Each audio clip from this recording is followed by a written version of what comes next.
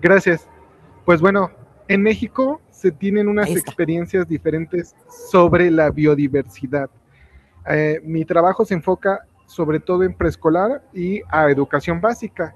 Estaba escuchando las anteriores presentaciones y mencionaban que la educación ambiental se centra bastante en la idea de no compartir. Yo llegué a ese punto porque en Latinoamérica, México, Colombia, Guatemala, son países muy ricos en biodiversidad.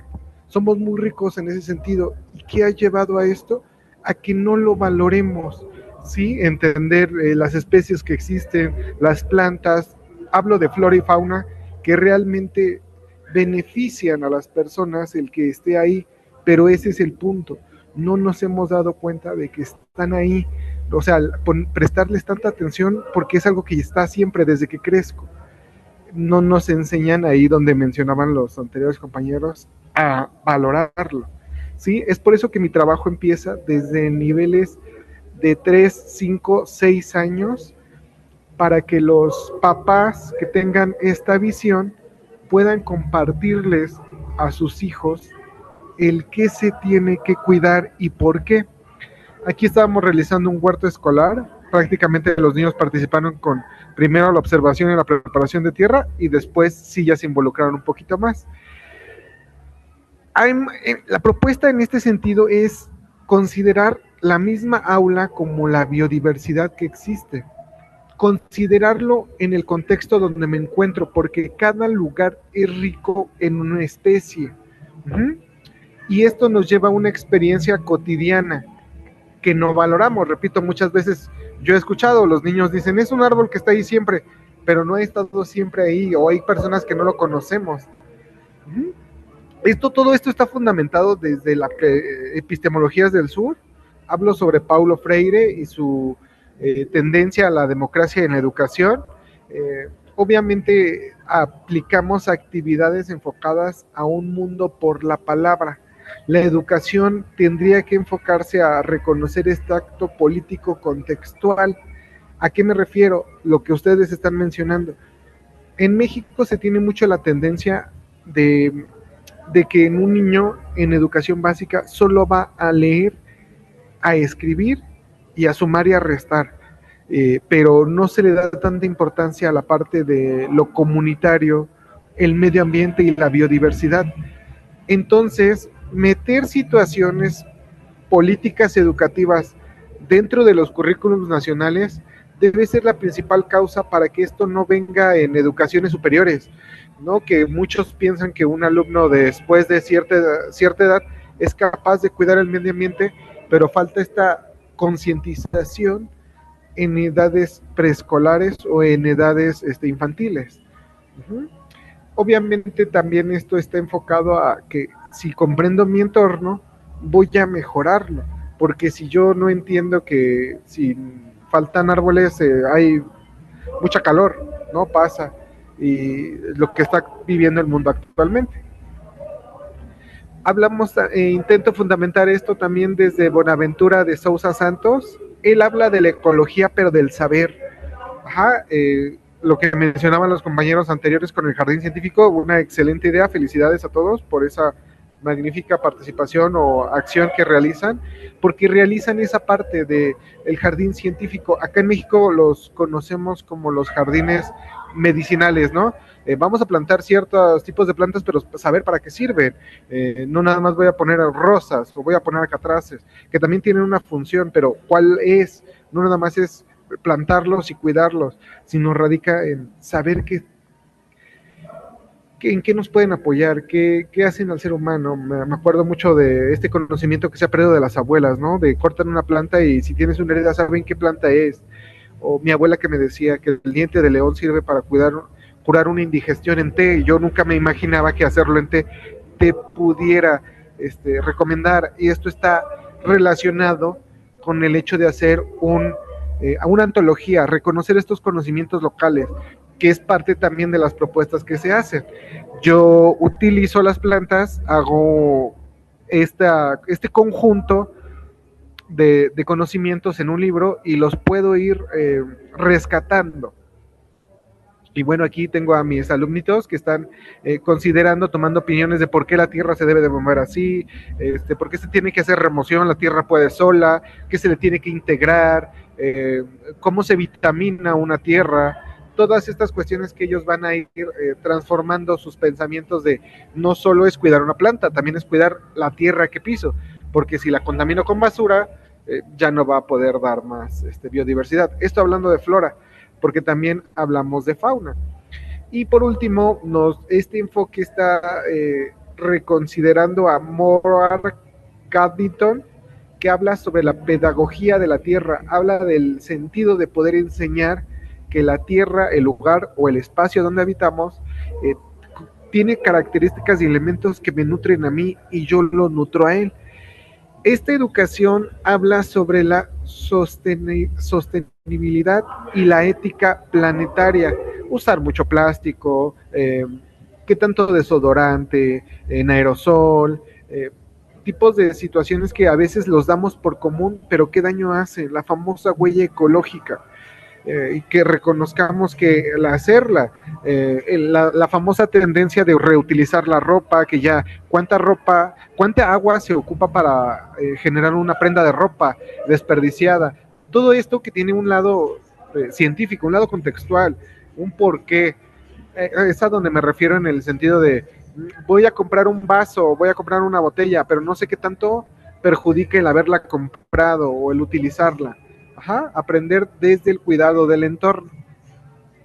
También tenemos a Enrique Leff que nos habla de esto. Actualmente existe esta crisis, pero una crisis de cómo civilizar a las personas en el uso de los materiales y recursos que tiene nuestro gran planeta. Formar una ciudadanía ecológica y transformar racionalidades que se conciben tal vez productivas. Si yo puedo crear mi propia mermelada, es más barato que ir a comprarla. Sé que es más cómodo ir a comprarla, pero me va a costar el aprenderlo y ese es el sentido. Muchas veces ya no queremos, no sé, hasta hacer un sándwich. Yo he visto que en lugar de decir voy a hacer un sándwich, mejor voy a comprarlo. Aquí les mencionaba que existe esta condición de que los alumnos reconozcan el entorno, puedan practicarlo y estar más cerca que, de hecho, rescatar los aprendizajes previos de ellos sobre cada una de estas eh, faunas que existen en su entorno, permite que ellos mismos concienticen y no, tengo que cuidarlo, o sé que come, y si yo daño lo que él come, a mí me va a afectar lo que yo como, porque termina siendo un animalito tal vez de consumo o un animalito de cuidado. ¿Qué nos ha llevado a todo esto? Los alumnos no aprenden teorizando nada más, catedráticamente hablando, necesitan llevarlos al dinamismo, a los juegos, a las experiencias, como búsqueda de tesoros naturales, vamos a buscar ciertas hojas, vamos a buscar ciertas ramas, vamos a buscar ciertas flores, ajá, vamos a ver el comportamiento de cierto insecto, vamos a ver qué pasa con esta semilla, y sobre todo irnos al método científico, la observación, la exploración, la generación de hipótesis. ¿Qué pasa si a la planta se le deja con en el sol mucho tiempo? ¿O por qué es de sol? ¿Qué diferencia hay entre una planta de sol y sombra? ¿Y por qué debe de haber? Este tipo de preguntas que haces que los alumnos reflexionen, los lleva a investigar. La famosa metodología investigación-acción, ¿qué es lo que queremos que se realicen los niños?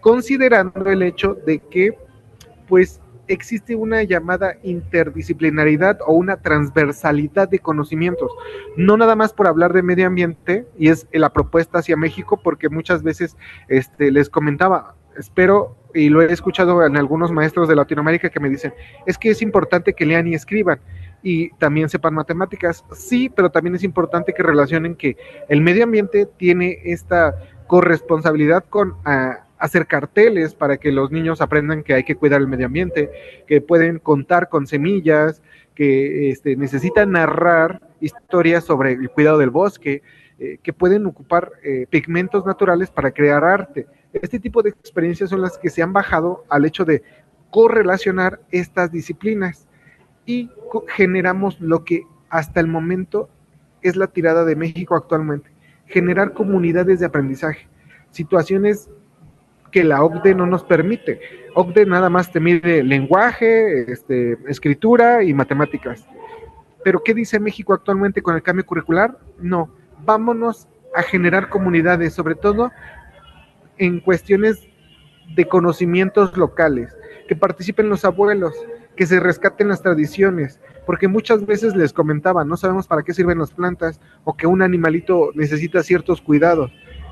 Esto nos lleva a un aprendizaje intergeneracional también, tomar en cuenta las ideas de las personas mayores sobre el cuidado, que es un boom porque actualmente los niños que hacen para cuidar un jardín virtual no está mal, pero está muy concentrado en el uso de TICs sin mediación. También generábamos la propuesta de que actualmente se considera que los delitos de medio ambiente no tienen un impacto. Consideramos que robar, golpear son obviamente delitos de violencia, pero un delito del medio ambiente no se lleva a cabo y los niños piensan que no pasa nada. Yo quemo un pastizal, no pasa nada.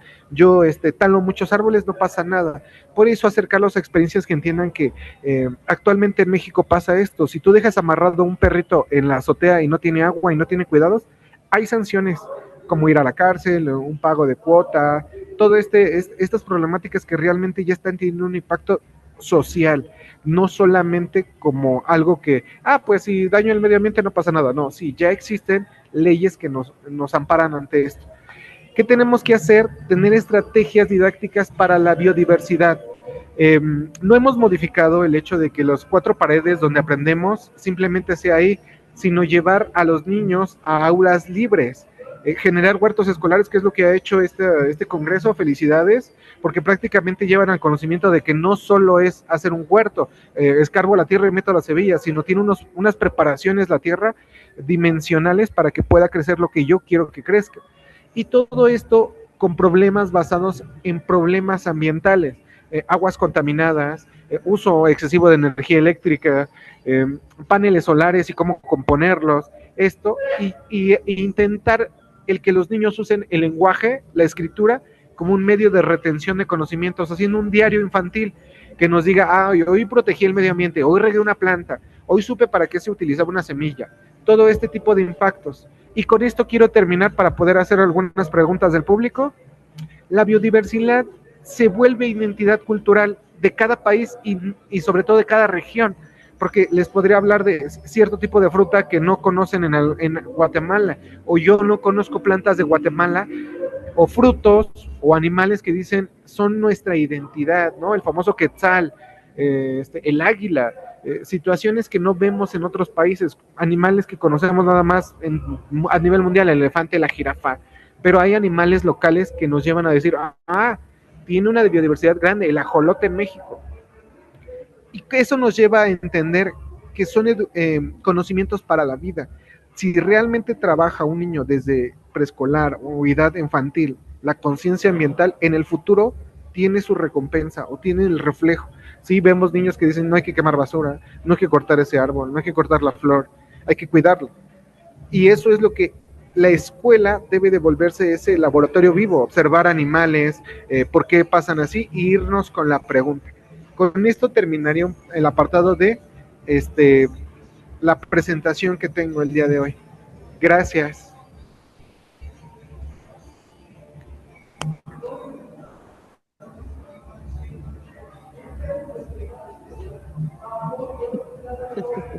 Espero que puedas escuchar el aplauso. Están muy felices. Ay. Gracias. Hermoso. Muchísimas gracias, Eric. No sé si tenemos algunas preguntas.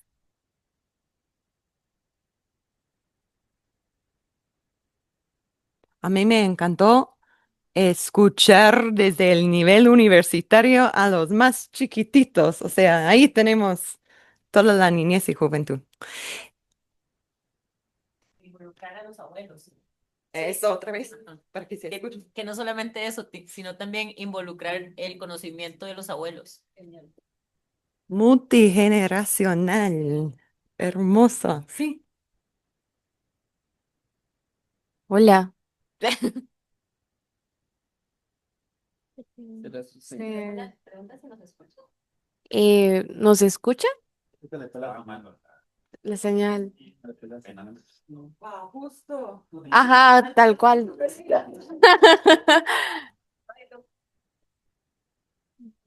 Bueno, yo Latinoamérica. Se escuchaban como ruidos allá atrás. Ajá.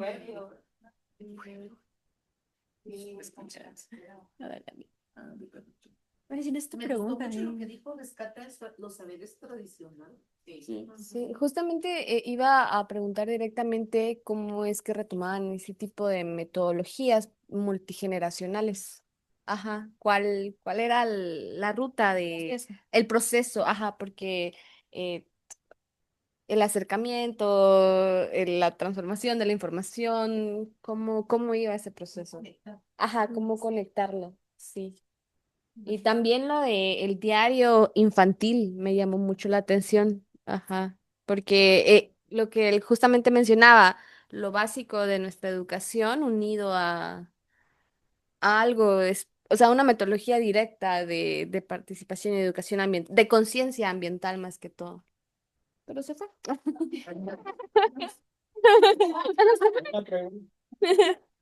Ah, no, ya regresó. ¿Me escucha? ¿Hola? Doctor, doctor. Dice más Hola, o sí, más menos. o menos está fallando la señal, pero sí.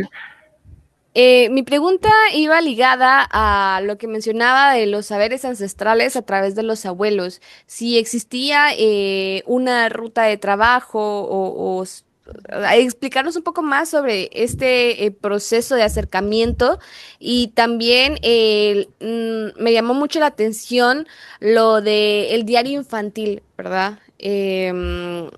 De mezclar los conocimientos básicos que se esperan, pero, o sea, esta metodología tan curiosa que mencionó, igual y también está muy interesante la nueva apuesta de México a la educación, que también lo mencionó así por alto, pero que me gustaría profundizar un poco más.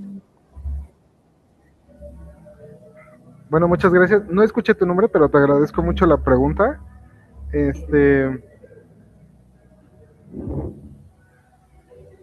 obviamente una de las situaciones que mencionaba primero sobre el diario es tener esta correlación con la idea de que un niño o una persona obviamente se centra nada más en aprender a leer y escribir. El diario se vuelve esta herramienta que permite decir, ok, utiliza tus conocimientos de lectura, escritura, pero genérame algo relacionado con el tema del medio ambiente. Puedes escribir o narrar las situaciones de un comportamiento de un animal. Yo les mencionaba a los alumnos, ustedes consideran y dan por hecho que un perrito está ahí, un gato está ahí, que un ave está ahí, pero pónganse a observarla por lo menos 30 minutos, qué está haciendo, cuál es el comportamiento que tiene y regístrenlo. Esa es la intención del diario. No me centro nada más en comportamientos de una planta, en comportamientos de un animal, también hasta de nivel social. La biodiversidad somos todos. De eso se integra el diario. Ahora, ¿por qué México le apuesta a la situación de la comunidad de aprendizaje ecológica? Porque no solamente es leer y escribir, ¿ok?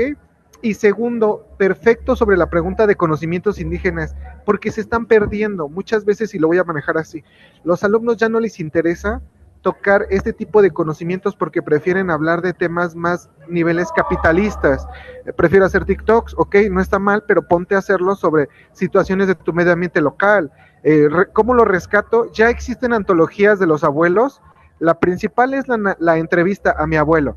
Hago una entrevista a mi abuelo y si no tengo, que también es una situación social actual, existe mucha madre soltera, existe la pérdida del abuelo, que ya no platican con él, ya no hay tanta comunicación con estos seres. ¿Qué nos permite el hacerlo?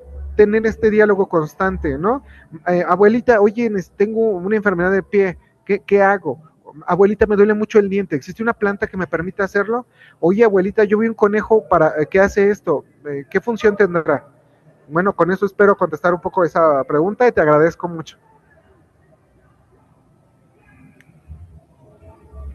Muchas, muchas gracias. Les comento que de hecho yo tengo una vecina ahí en el lago de Atitlán que está montando todo un proyecto de entrevistar a todos los abuelos del pueblo en su idioma, en cachiquel maya, y está grabando, está traduciendo para publicarlos sobre todas las plantas indígenas locales del lago. Ay, no, es hermoso, la verdad, y de ahí queremos publicar como un libro de cada planta y de cada, más bien como las abuelas, cada abuela que contó de las plantas y sus conocimientos ancestrales, ¿verdad? Otra pregunta, sí. Perdón, para tener un poco más de referencia sobre lo que mencionaba del comunidad, ¿cómo era?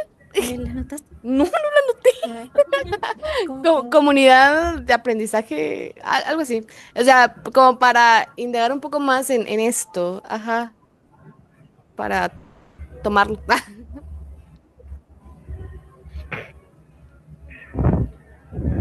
Claro, gracias.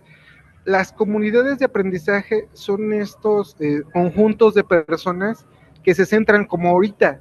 Para mí el Congreso es esta comunidad de aprendizaje que se enfoca al tema de la ecología educativa. Y tocamos este tema y cuáles son los problemas. Obviamente el que estén haciéndolo así de manera hasta virtual nos lleva a entender que las comunidades no son solo locales, son hasta internacionales.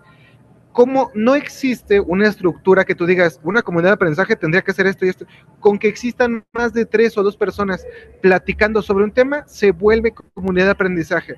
Los fundamentos principales en México son autores como Laura Frade y muchas epistemologías del sur.